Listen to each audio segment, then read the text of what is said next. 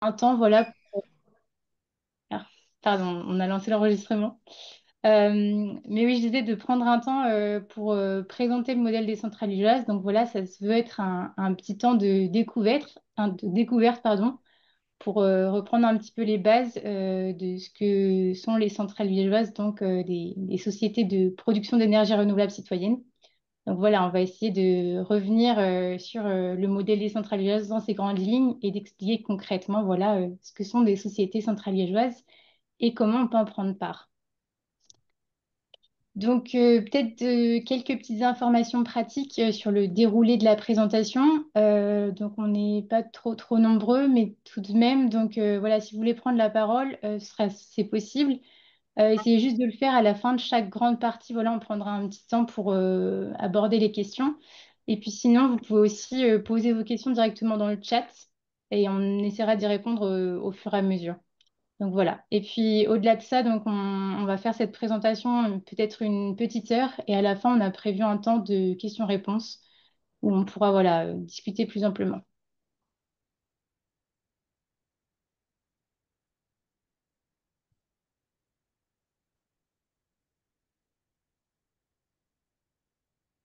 Alors, au programme, on a prévu de commencer d'abord par la prise de parole de Bernard pour rentrer directement dans le vif du sujet et comprendre à quoi ressemblait un projet de centrale liégeoise concrètement, voilà, à l'échelle locale.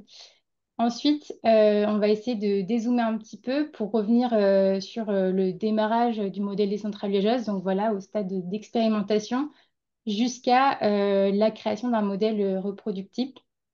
Et puis ensuite, on fera un petit projet sur un petit zoom, pardon, sur les modèles juridiques et économiques qui encadrent les projets.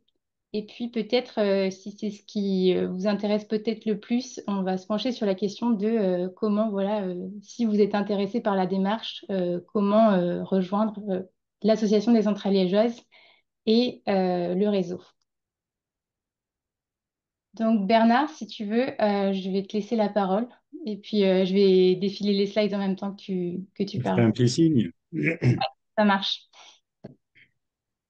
Eh bien, merci. Donc, la centrale villageoise Beaujolais-Pierre Doré est une société qui fonctionne depuis maintenant 5 ans.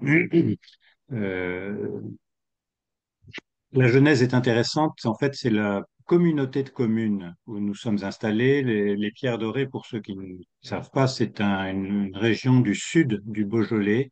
C'est-à-dire, nous sommes implantés grosso modo à 30, 35, 40 kilomètres au nord-est de Lyon, dans les collines du Beaujolais, là, au milieu des vignes. Voilà. C'est une zone qui est à la fois urbaine dans toute la vallée de la Saône et rurale, voire très rurale dans tous les monts du Beaujolais. Donc, il y a 5, 6 ans, un groupe de personnes à l'initiative de conseillers communautaires, donc à la communauté de communes, se sont demandé et si on faisait quelque chose pour le développement durable et la transition énergétique. Donc ces gens se sont regroupés et en l'espace de 6, 8 mois, ils ont créé une société dont les statuts sont déposés au registre du commerce. Et donc, c'est la première caractéristique de ce que nous sommes en tant que centrale villageoise, c'est que nous sommes une société par action simplifiée, SAS, à capital variable. Et très vite, on a souhaité se doter d'une organisation.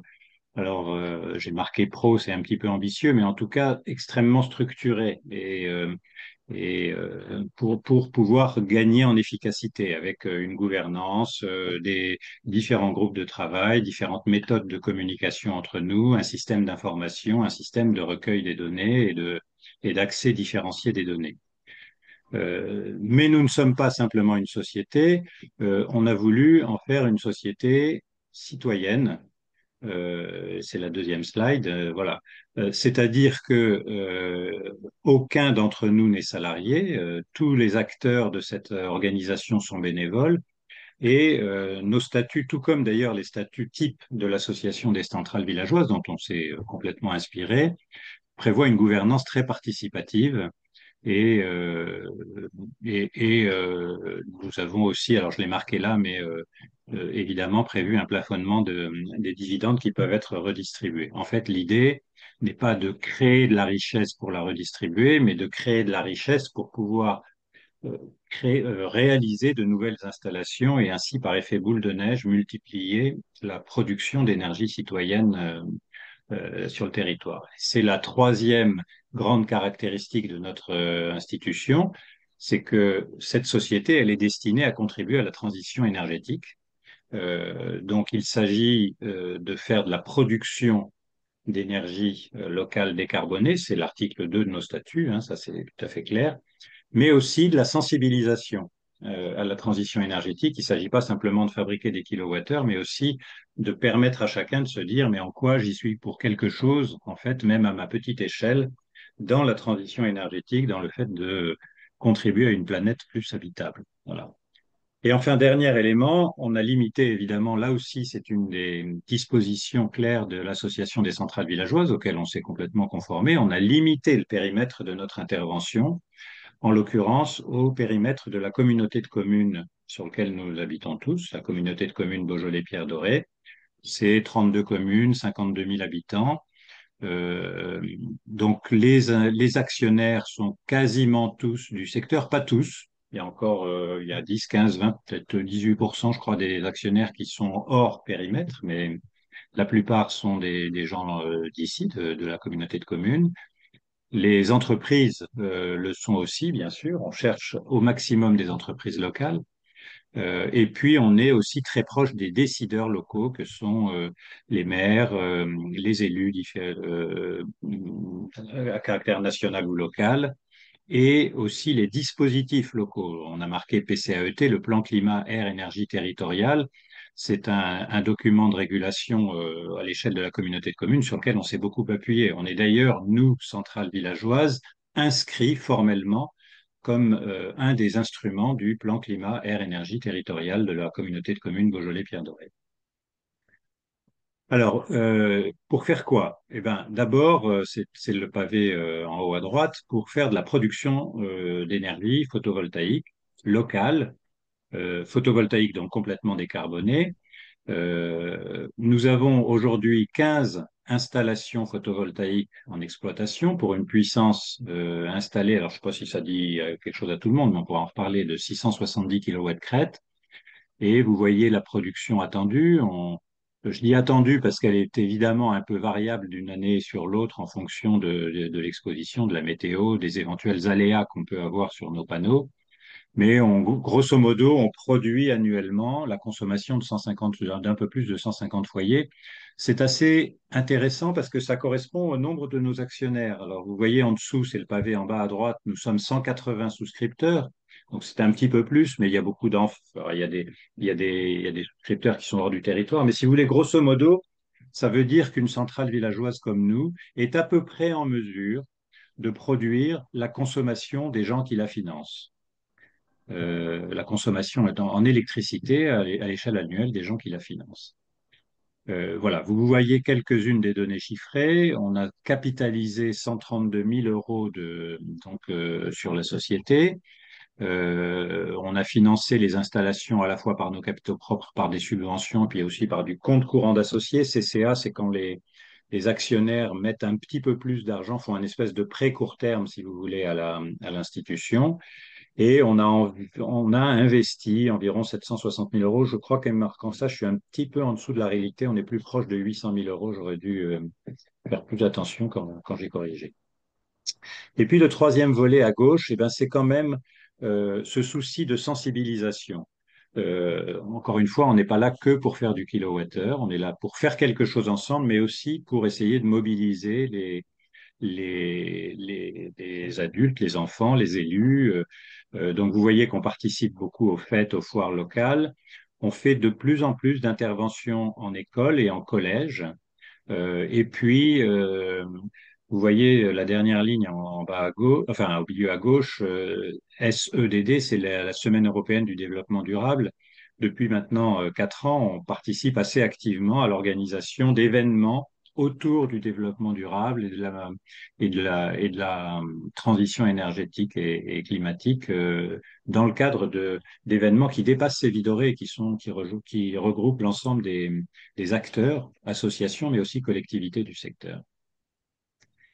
Voilà, vous voyez ici ce que ça donne. Alors c'est la carte la rivière que vous voyez à droite de la carte, c'est la Saône. Vous voyez qu'on est 30 km au nord de Lyon, à sa gauche, et on a essayé d'équiper à peu près tout le territoire, enfin, en tout cas d'avoir des équipements, des installations sur tout le territoire de la communauté de communes. L'espèce d'excroissance, si j'ose dire, à gauche, au nord et à l'est de la communauté de communes, c'est la vallée de la Zergue, qui est une vallée très rurale. On a plusieurs installations dans ce coin-là, mais on a aussi des installations dans la vallée de la Saône et au nord de la communauté de communes. C'était très important pour nous de ne pas laisser de côté certains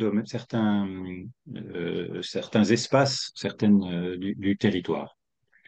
La plupart de ces toitures, de ces bâtiments que vous voyez, sont des bâtiments municipaux ou appartenant à la communauté de communes. Il n'y a que 3 bâtiments privés. L'installation que vous voyez au milieu à gauche, Valdoin, établissement Pina et Pouzac, ce sont des petites entreprises, enfin des entrepreneurs. Voilà, celle-ci, merci, merci Juliette. Et puis, l'installation, pas tout à fait complètement à droite, mais en bas, la deuxième en partant de la droite, c'est un hangar agricole au Cher. C'est un particulier agriculteur aussi qui nous loue sa toiture. Toutes les autres sont des bâtiments municipaux. C'est en ça que je vous disais qu'on est très soucieux de travailler avec les communes. On aura peut-être l'occasion d'en parler, mais ce qui est un critère très important pour nous pour pouvoir installer une centrale de production photovoltaïque, c'est la dimension de la toiture. Et les particuliers n'ont pas fréquemment des toitures d'une dimension suffisante pour avoir un modèle économique viable. Donc voici nos 15 installations. Alors, un mot sur ce par quoi nous sommes passés, parce que c'est pas tout simple, quoi, c'est pas tout rose. D'abord, je vous le disais en introduction, on a dû assez vite s'organiser et piloter.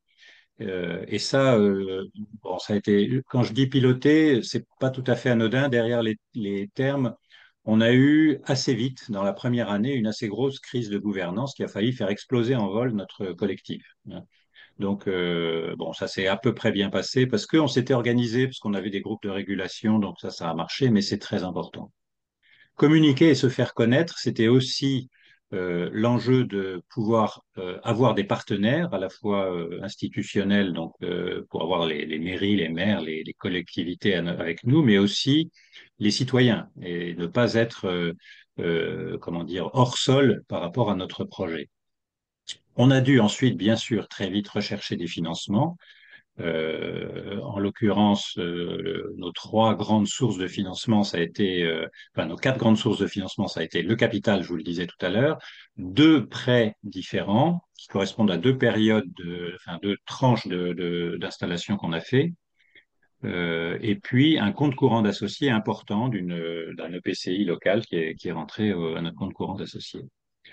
Monter en compétences, ça n'a l'air de rien, mais c'est aussi très important.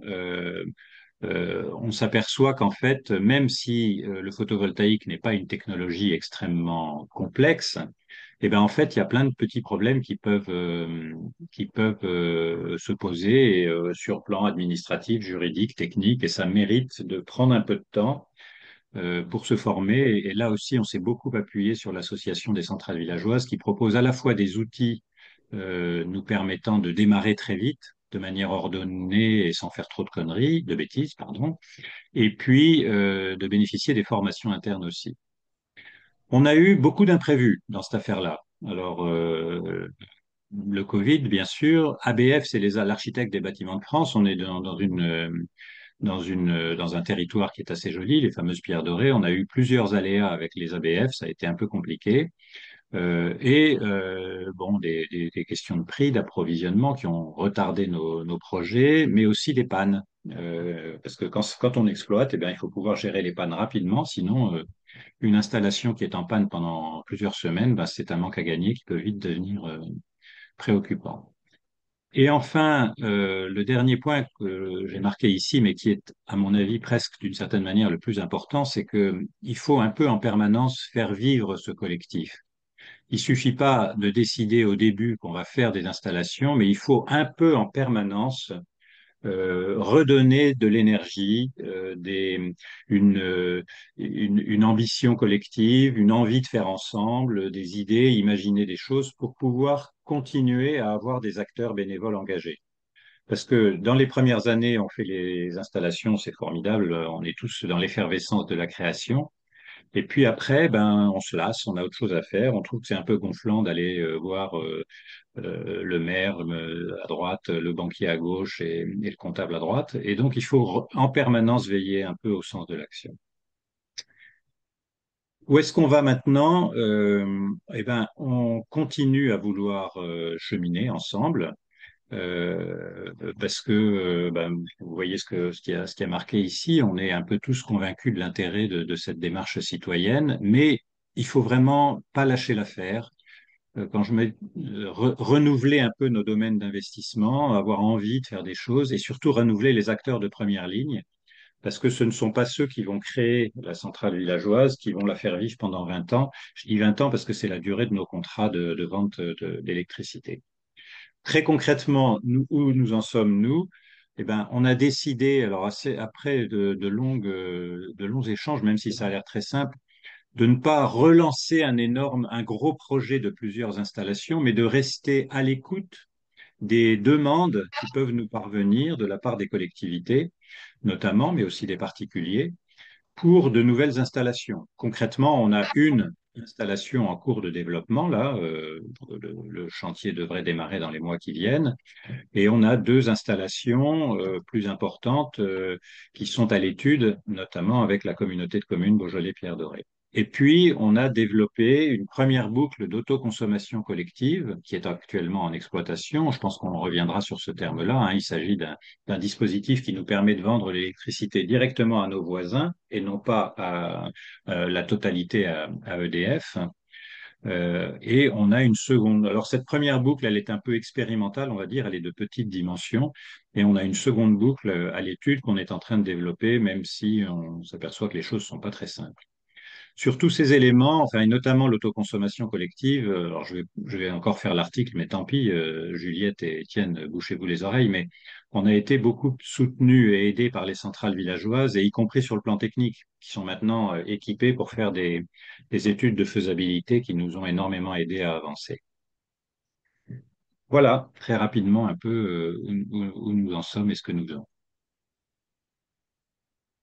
Merci beaucoup Bernard pour ce partage. C'est bien d'avoir un petit peu une vision de comment ça se passe concrètement dans le terrain et puis tu es assez transparent justement sur aussi les difficultés que ça peut apporter. Je vous propose qu'on prenne pas tout de suite les questions. On va peut-être expliquer des choses que Bernard a abordées dans cette première partie. Et puis voilà, on laissera un petit temps à la fin de cette partie-ci. Donc pour peut-être un petit peu dézoomer sur le modèle des centrales liégeoises, d'où ça vient, où on en est aujourd'hui. Donc en fait, l'idée du concept des centrales liégeoises, ça remonte aux années 2010.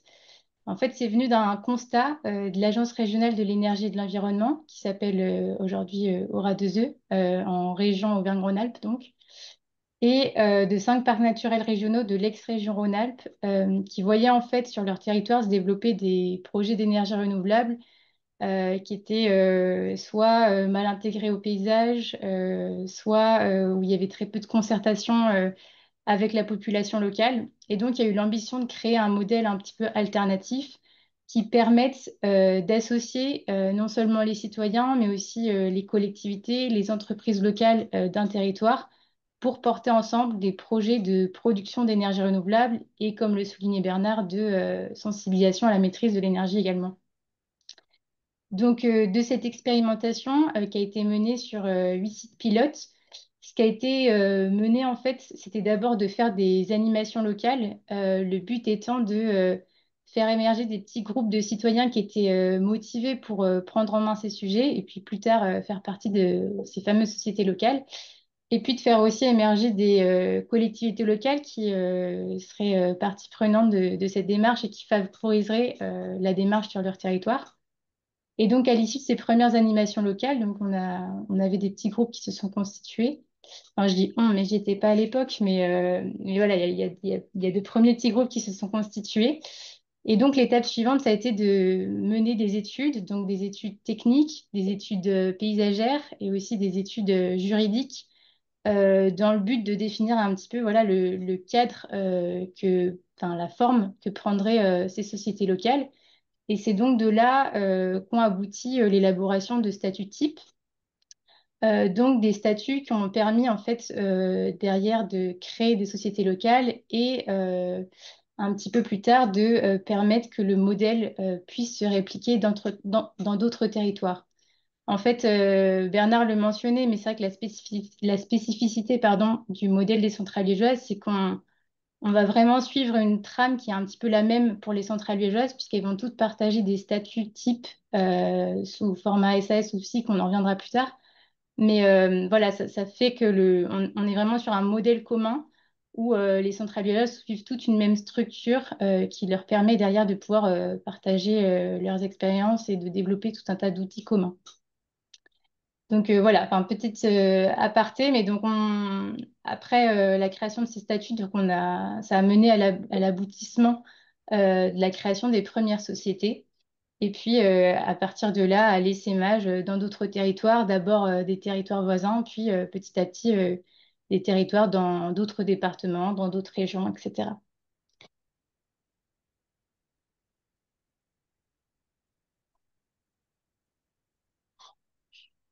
Ouais, c'est un petit peu le temps. Euh, Donc, le modèle des centrales liégeoises, il s'appuie sur une charte qui correspond un petit peu à la philosophie des centrales liégeoises. Euh, il y a notamment quatre grands points, on pourrait dire, qu'on retrouve dans cette charte. La première, c'est la démarche territoriale. Donc, c'est vraiment cette idée que le projet soit vraiment en lien avec les objectifs de développement durable de la collectivité locale. C'est-à-dire qu'on ne vient pas en concurrence, on vient vraiment en complémentarité, l'idée étant de pouvoir faire avancer la transition énergétique à l'échelle locale. Ensuite, c'est cet aspect de gouvernance citoyenne. Donc, je ne l'ai peut-être pas mentionné, mais donc on parle de sociétés qui sont à la fois gérée et financée par des citoyens. Donc, on a une véritable gouvernance qui est citoyenne et coopérative sur le principe un homme égale une voix. Et puis donc l'ambition qui était aussi ce qu'on essayait de faire au tout début du modèle, de se dire bah, en fait on veut aussi que ces projets-là ils puissent contribuer au développement économique du territoire, qu'ils puissent profiter à la population locale. Donc, on essaie vraiment d'avoir des retombées économiques locales via ces projets. L'aspect de la mutualisation, c'est vraiment le partage d'expériences au sein des centrales villageoises qui permet de créer des outils qu'on puisse diffuser à l'ensemble du réseau et sur lesquels les nouveaux arrivants peuvent s'appuyer pour développer pas à pas leurs projets. On a aussi tout plein de partenariats avec lesquels on essaie de négocier des services partagés pour, de la même manière, essayer de faciliter les projets des centrales villageoises. Sur l'aspect qualité, donc je le disais, il y a vraiment toute la force du réseau des centrales villageoises. Donc maintenant, on a des centrales villageoises qui ont plus d'une dizaine d'années. Donc il y a une très forte expérience qui a été acquise et on va vraiment essayer de, de partager le plus possible cette expérience. Donc, ça va être via des temps d'échange, via des temps de formation, des choses comme ça. Et puis, l'aspect de professionnalisation, c'est aussi cette idée de se dire qu'à terme, certaines centrales villageoises ont vocation à créer de l'emploi localement. Et puis aussi, alors qu'elles emploient ou pas, qu'elles soient accompagnées par des professionnels à des phases importantes du projet. Et puis le dernier aspect qui est peut-être le cœur du réseau, c'est vraiment cet aspect de la solidarité. Donc je le disais, enfin, Étienne et moi, par exemple, on est salariés de l'association, donc le but c'est vraiment d'animer le réseau, de faire en sorte que les centrales villageoises partagent leur expérience, donc que ce soit via un forum, via des temps d'échange. Quelque chose qui a été systématisé dernièrement, c'est le parrainage. C'est cette idée que lorsqu'un collectif émergent rentre dans le réseau, il soit systématiquement mis en relation avec un collectif qui a un peu de bouteille, donc qui a déjà mis en place de premiers projets et qui va pouvoir l'accompagner dans la première phase de création de sa société et de développement de premiers projets photovoltaïques. Donc voilà un petit peu pour les différentes spécificités du modèle des centrales liégeoises. Après, on reviendra un petit peu plus en détail sur certains aspects plus tard.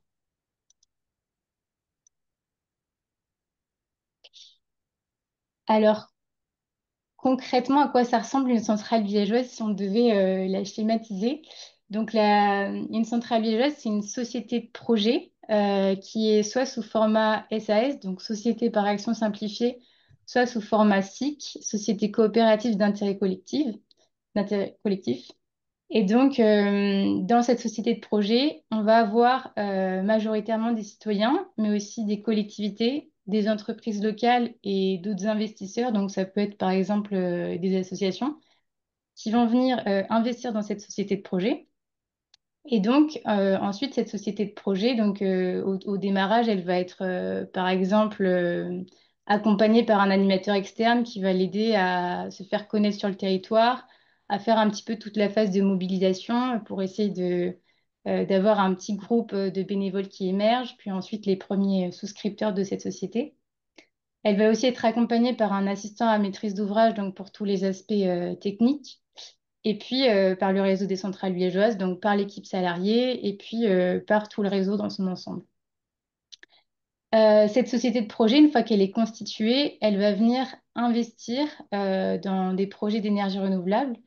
On commence systématiquement par des projets photovoltaïques. Peut-être qu'Étienne, tu reviendras plus tard là-dessus.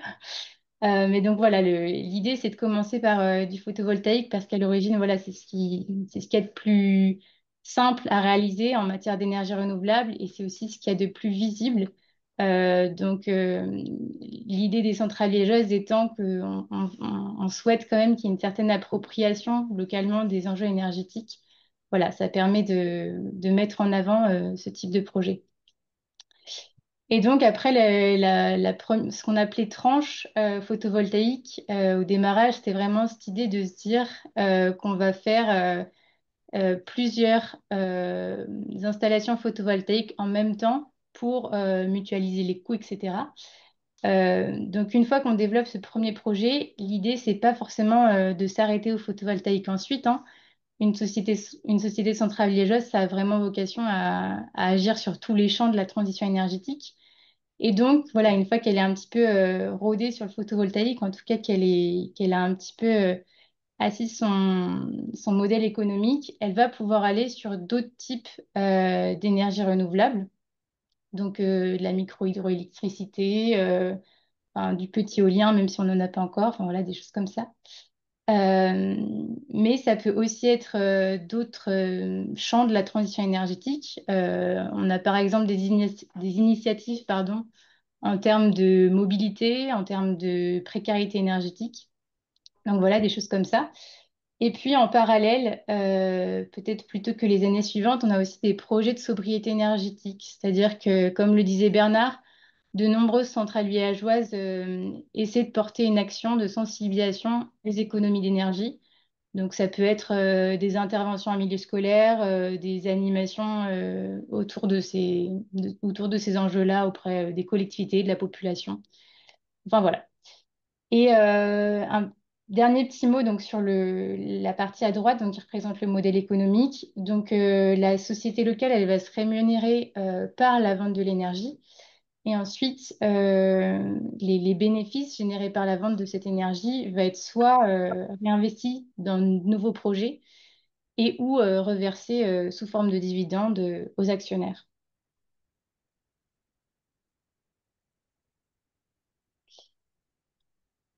Donc, sur la petite frise chronologique qu'on retrouvait 2 slides auparavant, il y avait en 2018 la création de l'association. En fait, l'association, elle a été créée parce que le modèle, enfin, les centrales liégeoises commençaient un petit peu à dépasser la région Rhône-Alpes à l'époque, puis Auvergne-Rhône-Alpes. Et donc, il y a eu le besoin de créer une association qui puisse voilà, accompagner toutes les centrales villageoises à l'échelle nationale, d'animer le réseau, de faire connaître le modèle dans les territoires où le modèle n'est pas connu. C'est aussi la vocation de ce petit webinaire aujourd'hui, de pouvoir voilà, présenter le modèle parce qu'on sait qu'il est peut-être très présent en région Auvergne-Rhône-Alpes, mais il y a encore plein de territoires où il n'est pas connu. Donc voilà, c'est des dents comme ça qui permettent de le diffuser, voilà, d'inspirer d'autres territoires si ça les intéresse de développer une telle démarche. Donc, l'objet de l'association, c'est bien d'accompagner les centrales villageoises, comme je le disais, mais c'est aussi d'être une sorte de boîte à outils. On va retrouver un petit peu toutes les différentes étapes de développement d'un projet, d'un premier projet photovoltaïque, en tout cas au début, de la création d'une société locale encore avant, et puis après de la diversification vers d'autres énergies renouvelables, vers d'autres thématiques. Et donc, on retrouve en fait sur le site de l'association, lorsqu'on est adhérent, tout un tas d'outils qui permettent de mener à bien ces étapes pour développer de tels projets. On fait aussi de nombreuses formations donc pour aider à l'utilisation de certains outils ou pour aller plus en profondeur sur certaines thématiques.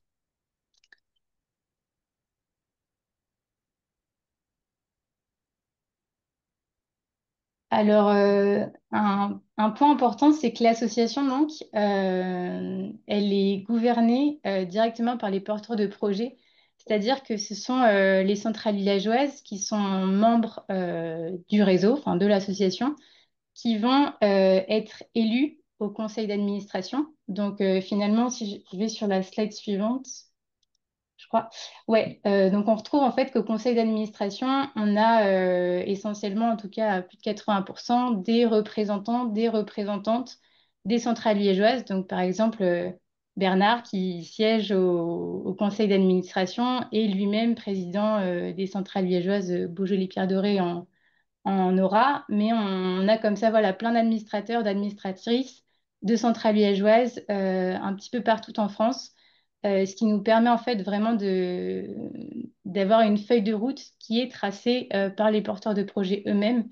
Et donc, ça permet à l'association de pouvoir répondre à des besoins vraiment de terrain.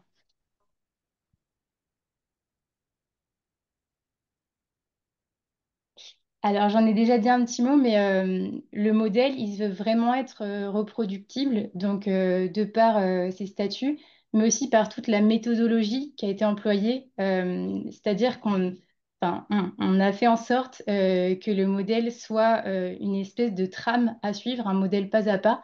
On va retrouver en fait à chaque étape du projet donc les différentes actions à mener. Et derrière chaque action à mener, les différents outils, les différents guides sur lesquels s'appuyer pour développer cette étape.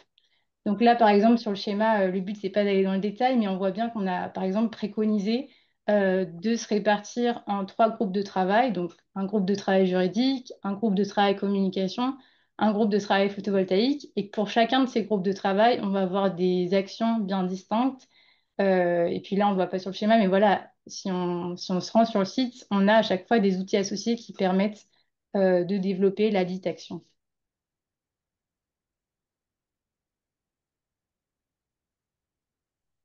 Alors, la formation, on en a déjà dit un petit mot, mais voilà, c'est vraiment quelque chose qu'on a à cœur dans le réseau.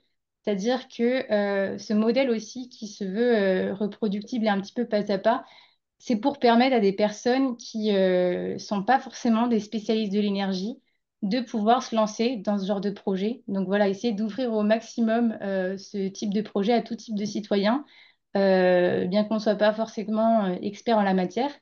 Et que derrière, donc voilà, notamment, on va avoir cet outillage qui va nous permettre de monter en compétences, de comprendre comment les choses fonctionnent, mais on va avoir aussi des temps de formation dédiés qui vont pouvoir nous permettre d'aller vraiment plus en profondeur sur des sujets et puis, je le disais, il y a aussi vraiment cette notion de partage d'expérience au sein du réseau. Donc, on a par exemple un forum qui est mis en place pour se poser des questions, etc., entre porteurs de projets. Et puis, on va aussi mettre tout un tas de temps d'échange, de mise en relation entre porteurs de projets pour voilà, avancer sur les projets tous ensemble. Alors, quelques informations un petit peu graphiques pour vous montrer où on en est aujourd'hui au sein du réseau des centrales liégeoises. Donc, les parties qui sont colorées, pardon, ça représente des centrales liégeoises qui sont un petit peu implantées partout en France, comme on peut le voir, même s'il y a une très forte concentration en ex-région Rhône-Alpes et en Auvergne-Rhône-Alpes. Ça s'explique parce que c'est là où est né le modèle et donc après, il s'est diffusé un petit peu en tache d'huile. Et donc voilà, il y a matière à se faire connaître dans plein d'autres territoires. Donc voilà un petit peu, et c'est aussi, comme je le disais, ce pourquoi on organise ce genre de temps d'information. Puis pour vous donner quelques chiffres de ce que représente le réseau des centrales liégeoises aujourd'hui. Donc sur la petite carte, toutes ces petites parties colorées, ça représentait en fait les centrales liégeoises. Donc on en compte aujourd'hui 77 qui sont réparties dans 10 régions. Et ces centrales liégeoises, donc elles sont constituées de bénévoles qui vont gérer l'activité quotidienne de la centrale liégeoise, mais elles sont aussi constituées par les actionnaires. Donc Bernard disait qu'au sein de sa centrale liégeoise, il y avait 180 actionnaires, je crois. Et donc, comme ça, voilà, dans presque toutes les centrales liégeoises, on va avoir à peu près une centaine d'actionnaires, ce qui fait qu'à l'échelle du réseau, on a voilà, environ 8000 actionnaires qui ont décidé de participer à des projets collectifs de production d'énergie renouvelable, de mettre un petit peu de leur épargne dans ces projets-là pour faire avancer la transition énergétique sur leur territoire.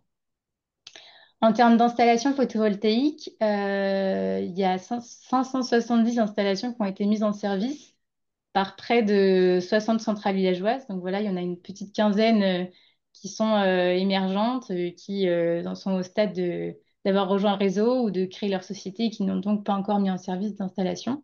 Mais pour la plupart, enfin pour la grande majorité, elles ont toutes mis en service des installations et puis certaines commencent à avoir voilà, un beau palmarès. Et donc, en fait, le schéma qu'on va retrouver en dessous, c'est la production mensuelle cumulée de toutes les centrales liégeoises. Donc, on voit, alors le schéma, j'ai pris que la partie qui va de 2020 à 2025. On aurait pu remonter encore avant, depuis 2014, là où il y a eu les premières mises en service. Mais ce que montre bien ce schéma, c'est qu'on voit en fait l'évolution, que chaque année, on a de nouvelles centrales villageoises qui mettent en service, alors soit pour la première fois, soit pour la xème fois. Mais donc voilà qu'on a vraiment une évolution de la production au sein des centrales liégeoises et c'est aussi normal, parce qu'on est un réseau relativement jeune. Donc voilà, 570 installations photovoltaïques en service pour 15 mégawatts crête de puissance installée. Et puis en termes d'investissement, c'est un investissement qui représente environ 16 millions d'euros.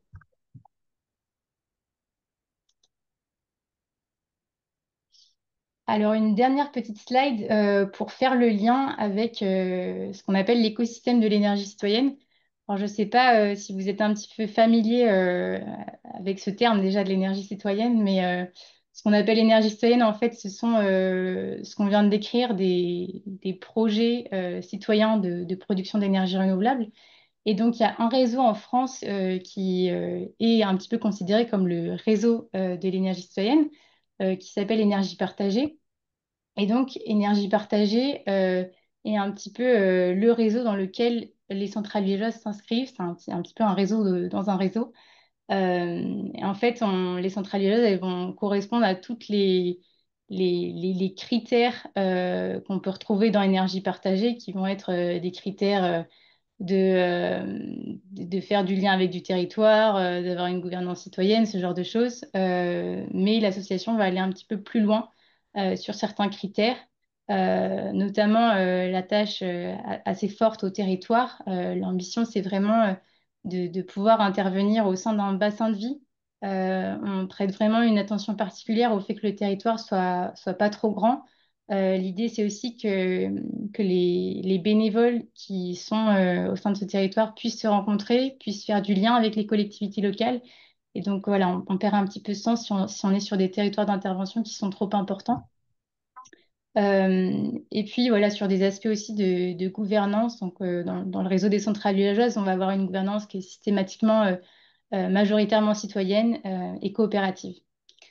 Donc voilà. Mais autrement, ces deux réseaux, donc, enfin, on est très complémentaires. On travaille avec Énergie Partagée. On a une convention de partenariat avec eux. Et donc, chaque année, des travaux communs sont portés. Il y a des guides, des webinaires qui sont faits en commun.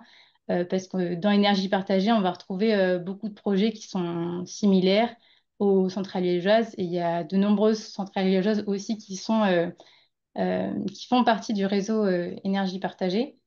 Et c'est d'ailleurs pour ça qu'on a mis en place une adhésion simplifiée qui permet en fait aux porteurs de projets de pouvoir faire partie des deux réseaux. L'idée étant de pas avoir, enfin, de ne pas devoir choisir entre les deux réseaux, mais plutôt de se dire que ces deux réseaux sont complémentaires et qu'on puisse accéder aux ressources des deux réseaux si on le souhaite. Voilà, peut-être un dernier petit mot que enfin, je me rends compte que sur la carte d'énergie partagée, pour ceux qui ne connaissent pas, en fait, énergie partagée, ils ont un petit peu une tête de réseau national qui est située à Paris, mais ensuite, ils vont avoir des réseaux régionaux, donc des chargés de mission dans toutes les régions qui vont avoir un petit peu ce même rôle d'accompagnement de porteurs de projets citoyens. Donc, par exemple, en région Auvergne-Rhône-Alpes, il y a le réseau Oracle qui va faire aussi cet accompagnement-là. Voilà pour ça. Est-ce que, avant que Il y tu a une débutes, question peut-être qu'il y a peut-être des questions, oui? dans le chat. Je crois pas. N'hésitez pas à lever la main. Ah, alors on va parler de l'autoconsommation après. Peut-être que je peux commencer et puis on pourra en prendre d'autres questions après s'il n'y en a pas tout de suite. Et bah, du coup, moi, je vais vous parler un petit peu de comment ça se passe en pratique sur les modèles économiques et juridiques autour des centrales villageoises. Essayer de vous décrire tous les acteurs qui gravitent autour de ces projets.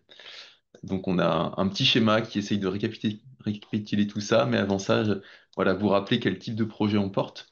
Donc, comme l'a dit Juliette, voilà, historiquement, initialement, on commence sur du photovoltaïque en toiture pour des raisons de simplicité, de timing et aussi d'ordre de grandeur de coût de ces projets qui sont assez adaptés à nos capacités de levée de fonds sur des premiers projets citoyens. Et puis en parallèle, ces projets de sensibilisation qu'on porte. Mais il y a vraiment une grande volonté de diversification. Voilà, de dire que les centrales villageoises, c'est pas juste c'est cette notion de production locale, mais sur du photovoltaïque, mais l'ambition d'aller voilà, sur d'autres filières. Donc aussi bien sur comment on valorise l'énergie, notamment avec cette notion d'autoconsommation collective qu'a évoqué Bernard tout à l'heure et sur laquelle on va revenir, qui consiste effectivement à vendre de l'énergie directement à des consommateurs locaux. Et puis sur d'autres manières de produire l'énergie, donc avec du photovoltaïque qui peut être disposé autrement que sur des toitures, par exemple sur des ombrières ou sur du photovoltaïque au sol, mais sur des terrains où on va avoir une attention particulière au type de terrain occupé, donc plutôt aller sur des petits terrains dégradés. Et puis sur d'autres filières comme la petite hydroélectricité où on commence à avoir des projets, sur aussi aller des projets de chaleur renouvelable parce qu'il n'y a pas que l'électricité dans le domaine énergétique sur lesquels il y a des efforts de décarbonation à faire. Donc on a aussi des premières expériences de projets de chaufferie bois par exemple qui commencent à arriver. Et puis, pour finir, voilà, oui, aussi une diversification sur voilà, le fait de pas seulement être dans la production d'énergie, mais aussi d'aller traiter des sujets comme la mobilité, qui est un sujet prégnant aussi, surtout en zone rurale, où sont beaucoup situées les centrales villageoises. Donc, on a des premières initiatives de véhicules partagés, par exemple, gérés par les centrales villageoises et puis des actions de lutte contre la précarité énergétique qui commencent également à émerger, notamment à travers des systèmes de dons d'énergie. Je te laisse peut-être avancer sur le schéma. Donc, dans ce schéma, voilà, on va essayer de reprendre l'ensemble des liens entre la société centrale villageoise et les différentes entités qui la composent ou qui gravitent autour. Donc, comme vous l'avez compris avec l'intervention de Bernard, une société centrale villageoise, c'est avant tout géré par des bénévoles au quotidien ces bénévoles qui vont s'attacher à animer le collectif, à mener des levées de fonds pour trouver des financements et trouver des nouveaux sociétaires qui prennent part à la démarche. Gérer le lien avec les propriétaires des bâtiments équipés, avec les élus. Et puis, dans le cadre des projets, ce sont des bénévoles qui vont réaliser les démarches administratives permettant de poser les centrales photovoltaïques. Donc, ça peut être les démarches d'urbanisme, les démarches auprès des bureaux d'études, des installateurs, pour faire en sorte que tout cela voit le jour. Et puis après, en phase d'exploitation, eh ben, il y a un suivi régulier des productions photovoltaïques qui est réalisé par les bénévoles avec des outils qui nous permettent de suivre la production voilà, au quotidien. Vous l'avez compris également, on essaye d'insister sur le lien très fort entre les centrales villageoises et les collectivités. Donc, voilà, on a souvent des relations de partenariat ou voilà, de sociétariat qui se mettent en place entre une société centrale villageoise et ses collectivités locales. Donc, ça se traduit par de la prise de participation des collectivités dans les sociétés locales, mais également par le fait que les collectivités, une fois qu'elles ont un acteur comme une centrale villageoise sur leur territoire, elles vont s'appuyer dessus pour l'impliquer dans les réflexions territoriales sur les plans climat, par exemple. Et puis, la collectivité peut être facilitante pour la société centrale villageoise en étant un relais de communication et pourquoi pas en mettant des toitures à disposition. Et je crois que ça fait le lien avec la future, voilà, le futur bloc, qui est que il y a un lien fort avec des propriétaires de toitures équipées. Alors, on ne l'a pas explicitement dit jusqu'ici, mais le modèle des centrales villageoises, économiquement, ça consiste à louer des toitures de bâtiments qui n'appartiennent pas à la société centrale villageoise. Ça peut être des bâtiments publics qui appartiennent aux collectivités locales ou des bâtiments privés qui appartiennent à des particuliers ou des entreprises. Et donc nous, on va venir louer la toiture à travers un bail civil ou une convention d'occupation temporaire, souvent sur une durée de 20 ans, voire un petit peu plus. Et on va porter l'investissement pour mettre en place la centrale photovoltaïque. Et donc, on a ce lien avec le propriétaire des bâtiments équipés à qui on verse un loyer chaque année en contrepartie de la mise à disposition de sa toiture. Pour mener à bien toutes ces opérations, on est accompagné parce que voilà, on a des bénévoles qui vont monter en compétence évidemment sur tous ces sujets, mais qui ne sont pas forcément des professionnels du photovoltaïque. Et voilà, il faut faire les choses sérieusement parce qu'il y a des enjeux de sécurité autour des installations photovoltaïques. Donc, on s'attache à avoir des études techniques préalables, puis faire appel à des installateurs certifiés pour la mise en œuvre des centrales photovoltaïques. Par la suite, faire appel à des mainteneurs pour s'assurer de leur bon entretien.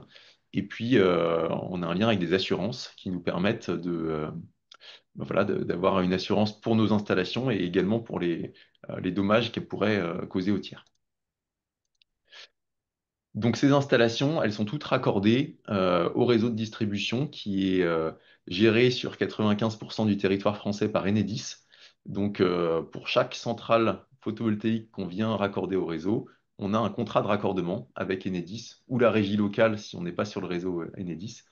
Et puis à l'échelle de l'association, on essaye de faciliter ces liens-là avec une convention qu'on a avec Enedis à l'échelle nationale pour faire remonter les éventuelles problématiques de raccordement au réseau, parce que c'est un moment clé de la vie de l'opération, et voilà, ça peut entraîner quelques problématiques. Et enfin, il faut valoriser l'électricité qu'on va produire. Et donc pour ça, il y a différents modèles. Alors il y a un modèle, on va dire, historique qu'on a mis en œuvre sur, on va dire, sur les 570 premières installations qu'on a actuellement dans le réseau. Les 530 premières ont été mises en service avec ce qu'on appelle un contrat de vente totale en obligation d'achat auprès de EDF, obligation d'achat. Donc le principe, c'est que c'est une aide en fait de l'État qui, pour favoriser le développement de projets photovoltaïques sur toiture, propose un contrat de vente auprès d'EDF sur 20 ans avec un tarif qui est connu à l'avance.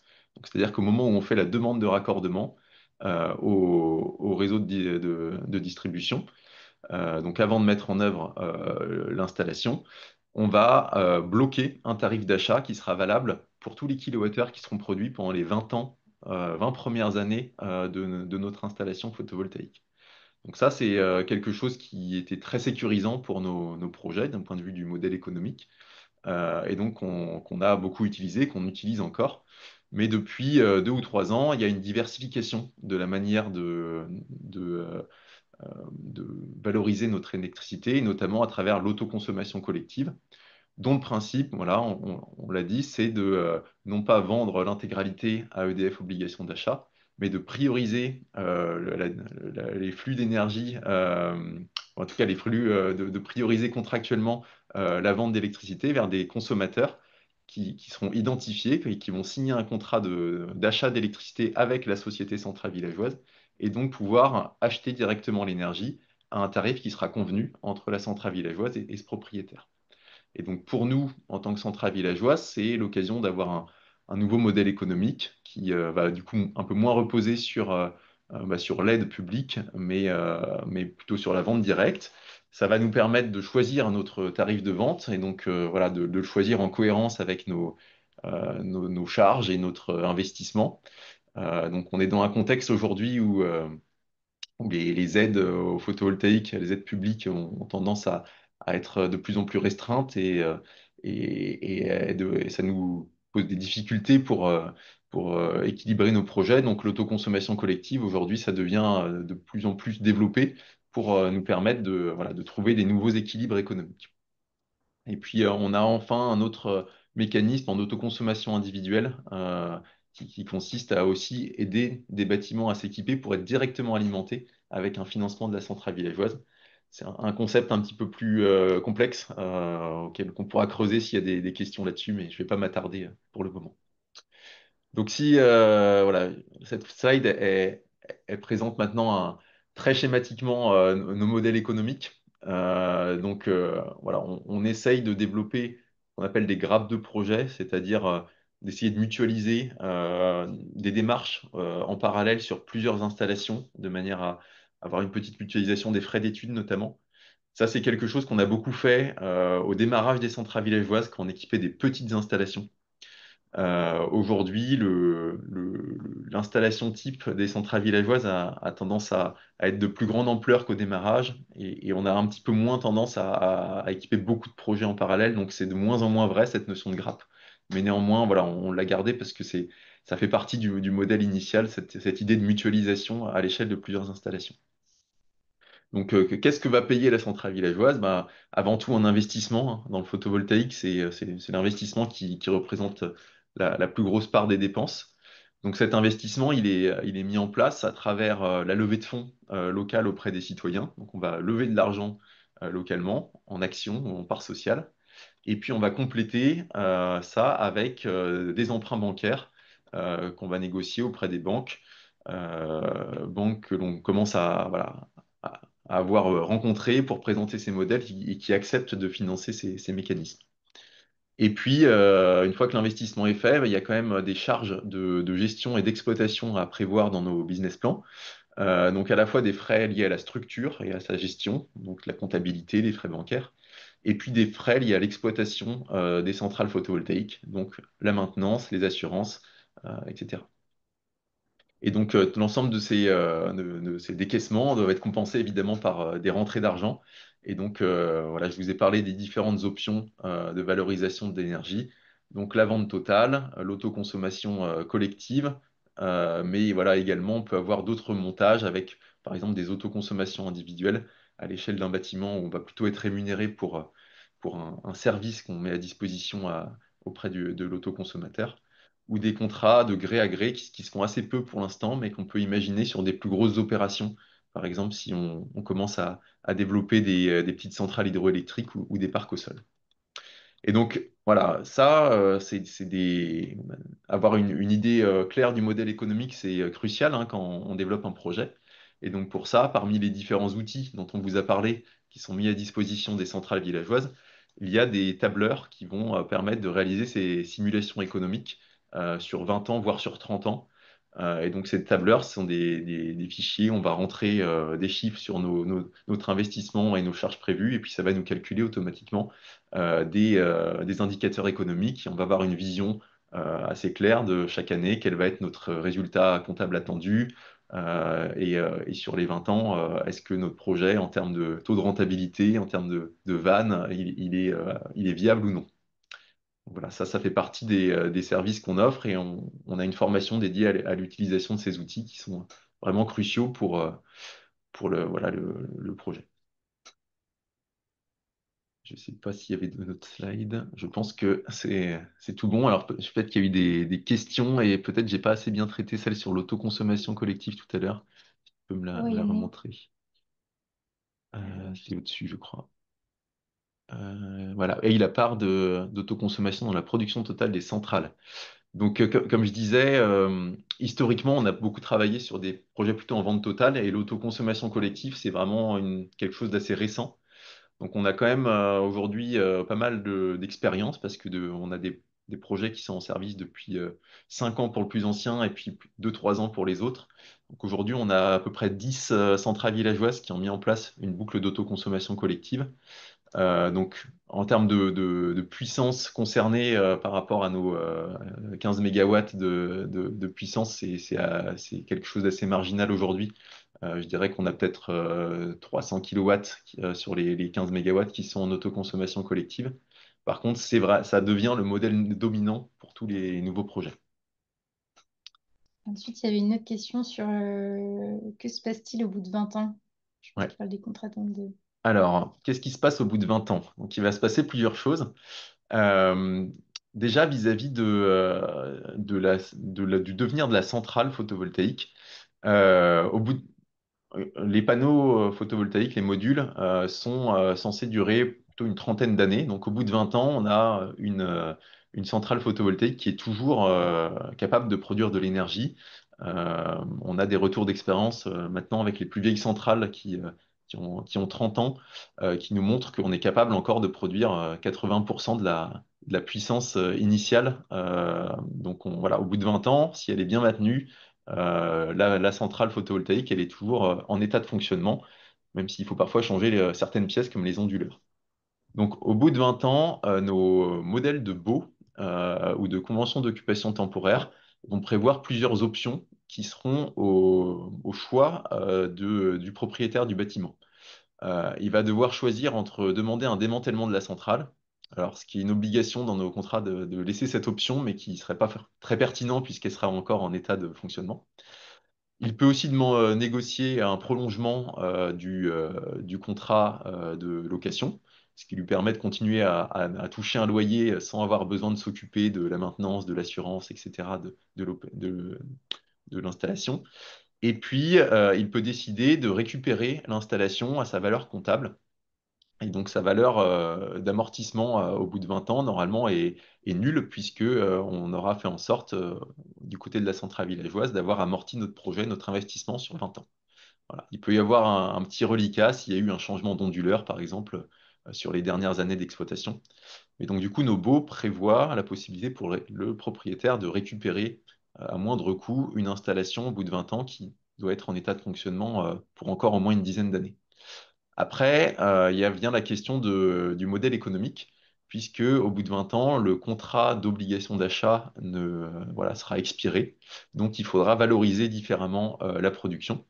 Donc là, il y aura plusieurs options qui s'offriront à nous. Il y a l'option de raccorder l'installation, de changer le branchement et de la raccorder en autoconsommation individuelle sur le bâtiment et de n'avoir plus qu'à valoriser un surplus de production. Et puis ce surplus de production ou même l'intégralité, on pourra la valoriser en autoconsommation collective auprès d'autres participants voisins. Donc là, le propriétaire du bâtiment pourra vendre de l'énergie à ses voisins. Ou alors, s'il n'a pas envie de faire ça, il peut aussi négocier un contrat de vente de gré à gré auprès d'un fournisseur d'énergie qui accepterait de lui acheter. Voilà, donc ça, c'est des perspectives qui sont encore un peu lointaines, mais voilà, voilà les grandes lignes. Sur la question du salariat, on compte, il me semble, 5 salariés au sein du réseau décentralisé actuellement. Et pour la première fois, il y a un emploi partagé qui a été mis en place entre 3 centrales liégeoises. Et puis sur la partie accompagnement, donc l'association a essayé justement de partager un petit peu les premières expériences des salariés, parce qu'on commence à avoir un petit peu de recul sur voilà, l'emploi au sein des centrales liégeoises. On a mis en place aussi des groupes justement de partage, donc des groupes et enfin, entre les salariés des différentes centrales liégeoises et entre les employeurs des centrales liégeoises aussi, voilà, qui doivent traiter par exemple des questions RH pour lesquelles ils n'étaient pas forcément à la base partis pour faire ça. Et donc voilà, essayer de partager un petit peu les problématiques. Et puis voilà, enfin, on se penche de plus en plus sur la question d'essayer de voir un petit peu quel financement serait possible. Mais voilà, enfin, Ouais, il y a quand même eu ouais, effectivement quelques soutiens à des centrales villageoises pour la rédaction de leur dossier de demande d'aide, et puis d'essayer d'aller trouver des financeurs qui accepteraient de participer à ces postes, au financement de ces postes. c'est quelle surface de toit minimum, mais je crois que ça a été répondu plus bas. Ouais, donc Mais ici, effectivement, Bernard a répondu. Voilà. Donc, les choses ont évolué hein, dans le temps. Quand les centrales villageoises ont commencé, c'était vraiment des toitures de particuliers. 50 mètres carrés utiles suffisaient pour faire des petites installations. Aujourd'hui, alors, je sais pas quelle a été la réponse, mais moi, ce que j'ai en tête, c'est au moins 200, 250 mètres carrés pour, euh, pour avoir des. J'ai j'ai été un peu plus modeste, à mon avis, sur 25 à 30 kilowatts crête, c'est-à-dire 120 à 150 mètres carrés, on arrive à s'en sortir, mais c'est très juste et ça dépend beaucoup de paramètres, notamment l'ensoleillement, la pente, le tarif d'achat, quoi. Hmm. ok. Je crois qu'on a fait le tour des questions. Et puis, si ce n'est pas le cas, on prendra un temps hein, à la fin. Voilà, on a encore pour 5 petites minutes de présentation. Et puis, Et il on y a aura. juste une question, je te coupe, qui vient de passer. Qu'est-ce qui se passe en cas de vente du bâtiment? C'est une question intéressante, là. Je te laisse Ouais. répondre. Alors, dans nos contrats de bail avec les propriétaires des bâtiments, on prévoit ce cas de vente du bâtiment et on fait en sorte de signer les baux devant notaire de manière à ce que le bail soit enregistré et que s'il y a une vente du bâtiment, voilà, le bail apparaisse aux yeux du notaire qui va gérer la vente. Et dans ce cas-là, il y a deux options, soit qui sont traitées dans le bail, soit le nouveau propriétaire accepte de continuer le bail dans les mêmes conditions, soit il ne l'accepte pas, et auquel cas, il doit y avoir un versement d'une pénalité qui permet à la centrale villageoise de rembourser la partie qui n'est pas encore amortie de son investissement. Euh, voilà, donc ça c'est le cas plutôt pour enfin, la réponse générique. Après, pour le cas spécifique de l'autoconsommation individuelle, euh, on peut avoir un cas de figure aussi à vendre du bâtiment aussi qui est des changements de régime de consommation qui ferait que l'autoconsommation individuelle serait peut-être plus pertinente. Et donc on a également mis en place des clauses contractuelles dans les contrats qui permettent de passer de l'autoconsommation individuelle à de la vente totale sur le réseau et voilà, qui permet de limiter le risque qu'on n'ait plus le bon client pour nos opérations autoconso individuelles. Et donc la pénalité, je pense que oui, elle est payée par l'ancien propriétaire, mais ça se répercute, je pense, sur le prix de vente du bâtiment, puisque derrière, le bâtiment sera équipé d'une centrale photovoltaïque opérationnelle. Donc c'est aussi voilà, quelque chose qui profitera au nouveau propriétaire. Ok. Bon, on peut reprendre sur cette dernière partie qui est, bah voilà, maintenant qu'on a dit tout ça, concrètement, si ça vous intéresse, quelles sont les prochaines étapes à suivre pour éventuellement rejoindre le réseau des centrales liégeoises? Donc, tout d'abord, ce qu'il convient de faire, c'est de bien comprendre le modèle des centrales liégeoises. Donc, des temps d'information comme celui-ci le permettent. Il y a aussi tout un tas de ressources en ligne vers lesquelles on vous renverra avec la présentation qui peuvent voilà, vous permettre d'affiner un petit peu plus votre compréhension du modèle des centrales liégeoises. Ensuite, on invite vivement enfin, à ce que voilà, les personnes intéressées se mettent en relation avec des collectifs qui ont déjà mis en œuvre la démarche. Donc, par exemple, vous avez Bernard ici présent, mais il y en a bien d'autres. Vous verrez en fait que sur le site, on a une carte interactive de toutes les centrales lièges, donc la carte qu'on vous a présentée où vous pouvez avoir les coordonnées des centrales liégeoises, donc potentiellement de celle qui se trouve la plus proche de chez vous. Donc voilà, n'hésitez pas à rentrer en contact avec les membres des centrales liégeoises voisines pour bien comprendre voilà, comment est mis en œuvre la démarche localement.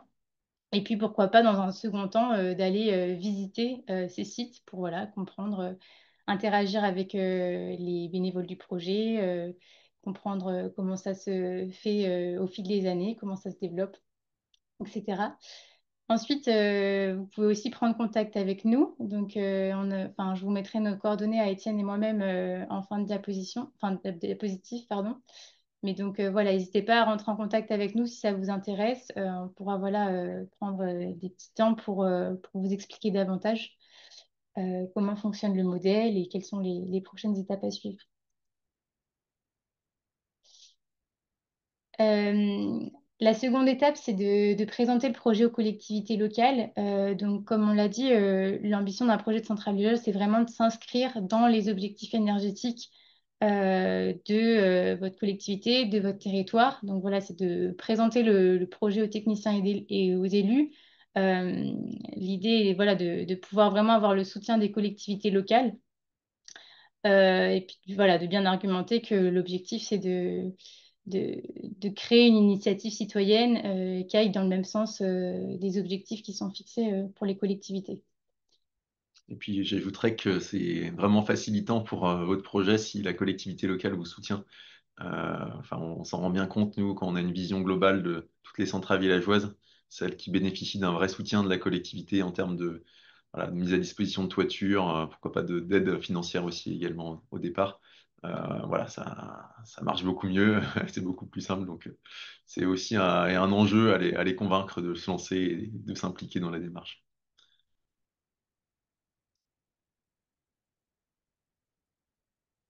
Donc après la rencontre des élus locaux, l'enjeu c'est aussi d'avoir l'adhésion des citoyens, puisque le but c'est pas de porter un petit projet à deux, trois, mais plutôt voilà, de créer un vrai engouement, de créer un vrai mouvement collectif. Donc voilà, ça va être de faire de premières réunions publiques, donc avec les collectivités locales, avec les citoyens, où voilà, on présente le modèle des centrales liégeoises.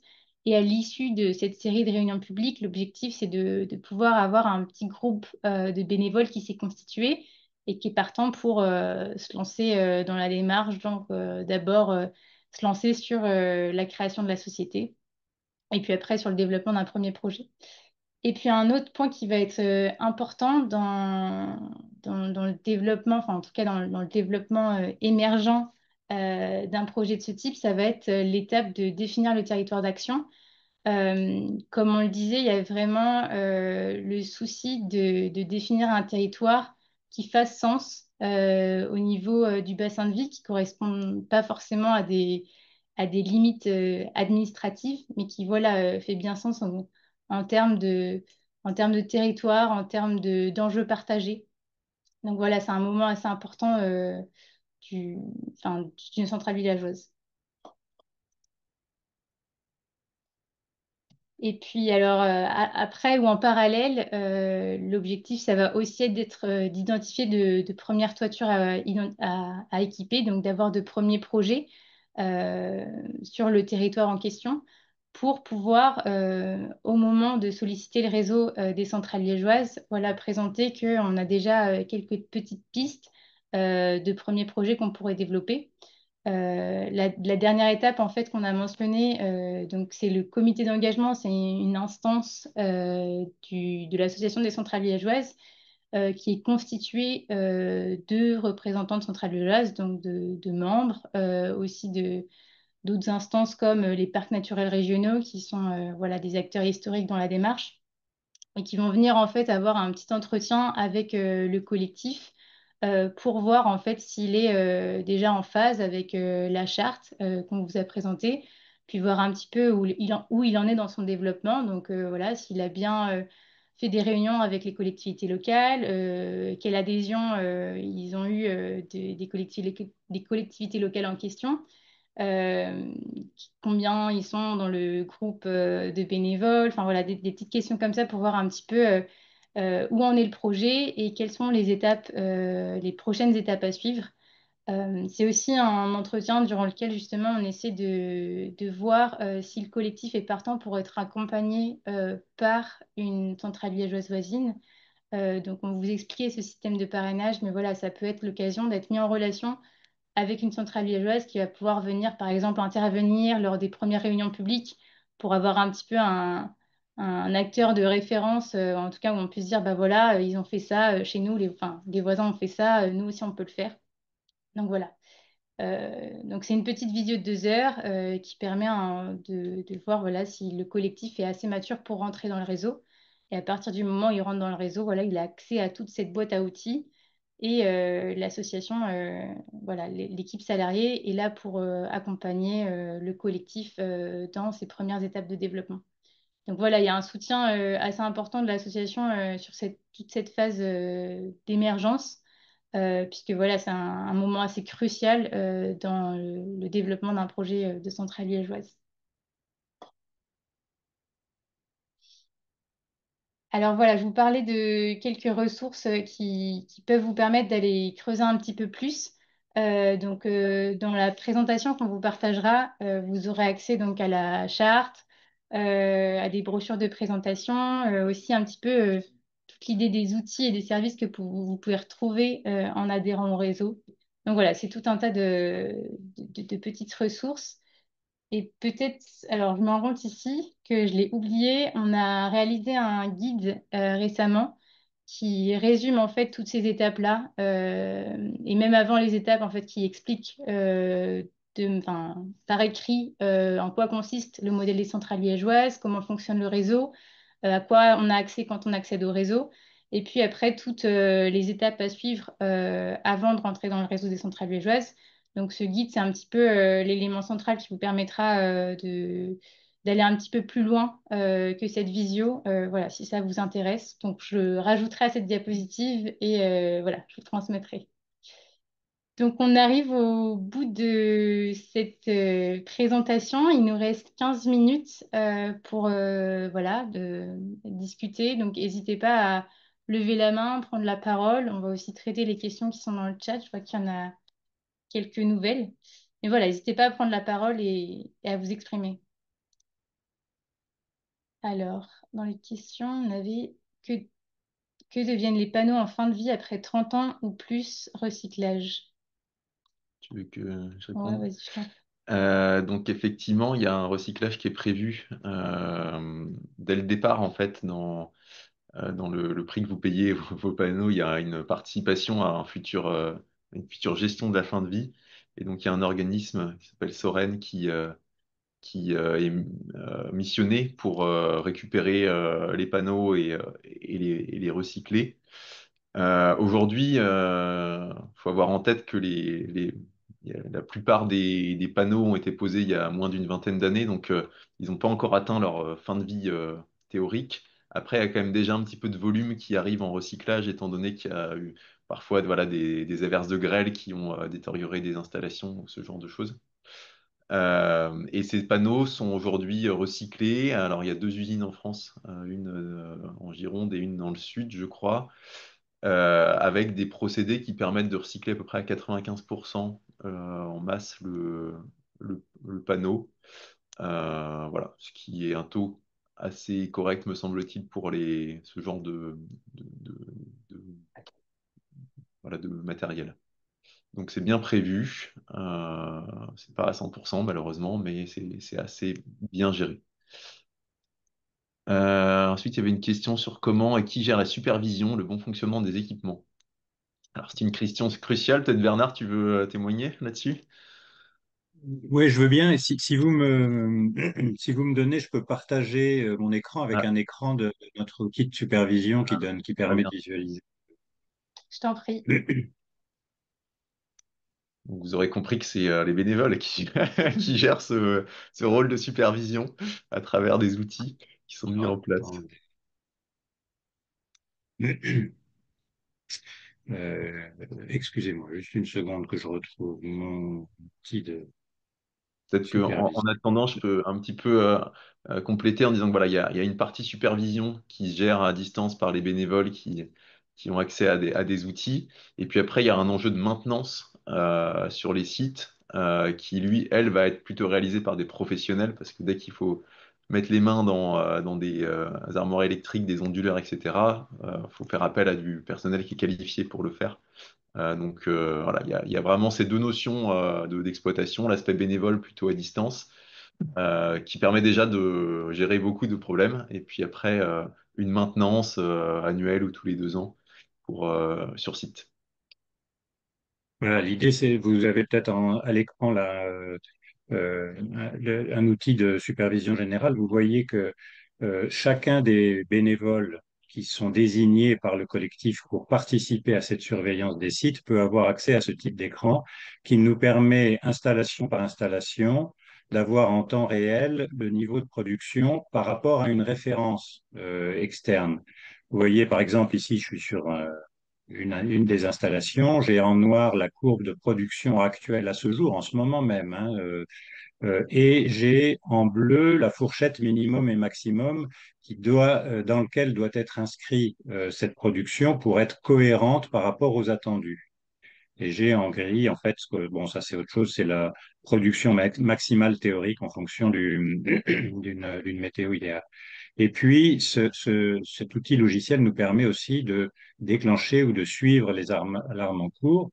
Je vois que, par exemple, j'ai ici une installation qui est fléchée en orange. Je m'aperçois en effet que, vous voyez ici, la courbe de production est en train de sortir de la courbe théorique d'optimisation. Probablement ne s'agit-il que d'un petit décalage passager, soit d'un nuage un peu plus important local, soit de peut-être d'un petit problème de communication. Donc pour l'instant, je ne m'inquiète pas. Mais si ça dure, je sais que dans 2 heures, 3 heures, je vais aller re-regarder à nouveau et puis voir s'il n'y a pas un déclenchement intempestif d'un disjoncteur ou autre. Donc voilà, je m'arrête là, mais c'est pour vous donner une idée. Et puis, ce genre d'outil logiciel nous permet d'avoir donc une visualisation globale de l'ensemble de la production sur nos sites et donc de pouvoir y réagir très vite et d'avoir euh, un suivi en fait des éventuels aléas, des pannes ou des difficultés qu'on a lorsqu'on est plusieurs en effet à assurer cette surveillance. Chez nous, ici à Sévidoré, on s'est fixé un calendrier de surveillance où on est une semaine d'astreinte à tour de rôle. On est 7-8 à se partager les astreintes, donc vous voyez que c'est pas une contrainte énorme. Et dès lors qu'il y a un aléa ou une panne importante, à ce moment-là, on saisit l'un ou l'autre des membres du groupe technique qui va lui-même s'il ne peut pas traiter à distance la panne, aller sur place, réenclencher un disjoncteur, voire faire appel à notre mainteneur. Il y avait une autre question sur les productions des panneaux solaires photovoltaïques. Ils sont produits dans quel pays? Alors, aujourd'hui, il y a une grosse partie du marché qui est produit en Asie. Malgré tout, il y a quand même des usines d'assemblage et de montage de panneaux solaires qui existent en Europe, notamment en France. Il y a une marque qui s'appelle Voltec qui produit des panneaux en Alsace, avec qui, à l'échelle de l'association, on a une convention pour essayer de promouvoir ce genre de matériel. Alors, ce qui n'est pas toujours simple à faire, parce que c'est du matériel qui a une bonne partie de la production en France coûte beaucoup plus cher. On arrive à le faire quand le modèle économique le permet, c'est-à-dire quand on a des conditions d'ensoleillement ou pas trop de surcoût sur nos toitures qui nous permettent voilà, de payer des panneaux assez significativement plus chers. Et puis parfois, c'est trop compliqué, donc on doit s'alimenter auprès de panneaux qui sont produits en Asie. Donc voilà, il y a des deux dans le réseau aujourd'hui sur le matériel. Il y avait quoi d'autre comme question? Donc la présentation, ouais, on l'a On va la partagée. partager. Quelle démarche spécifique lorsqu'il sur le territoire concerné de notre propriété privée? Alors, il y a une question ouais, sur les démarches spécifiques quand il y a déjà beaucoup de propriétaires privés qui ont du photovoltaïque. Bah, l'un n'empêche pas l'autre. Disons que le fait de monter des centrales villageoises, ça ouvre aussi la possibilité à des gens qui n'ont pas encore de photovoltaïque sur leur toiture et qui ne peuvent pas en mettre pour diverses raisons. S'ils habitent en appartement, s'ils n'ont pas forcément les moyens de se payer une installation à eux, et bah quand même de participer à la transition énergétique et d'investir sur leur territoire. Après, pour ceux qui ont déjà des panneaux, et il y en a beaucoup dans les centrales villageoises, notamment des bénévoles qui sont équipés chez eux, bah, ça n'empêche pas non plus de mettre en place et de participer à une production plus globale. Euh, L'avantage de faire des installations avec les centrales villageoises, c'est qu'on va s'attaquer à des toitures qui sont plus grandes et sur lesquelles on va avoir des prix de revient du watt installé qui seront meilleurs que sur des petites toitures. Voilà. Mais c'est tout à fait complémentaire d'avoir voilà, les deux à l'échelle du territoire. Il n'y a pas de difficulté particulière. Je crois qu'on a fait le tour des questions dans le chat. Est-ce qu'il y en aurait une qu'on n'aurait pas traitée ou bien... Et vous avez le droit aussi de prendre la parole à l'oral pour poser une question ou une réflexion. N'hésitez pas.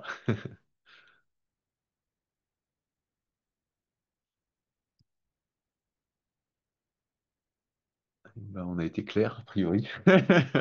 Il n'y a pas de questions.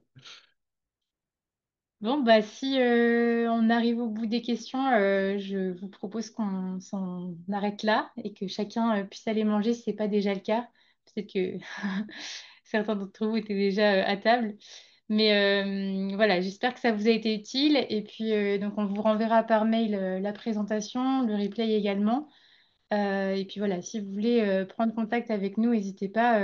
Vous aurez nos adresses mail dans l'email qu'on vous enverra.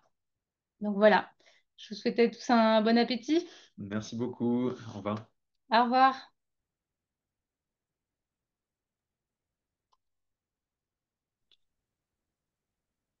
C'est un enregistrement. Ok.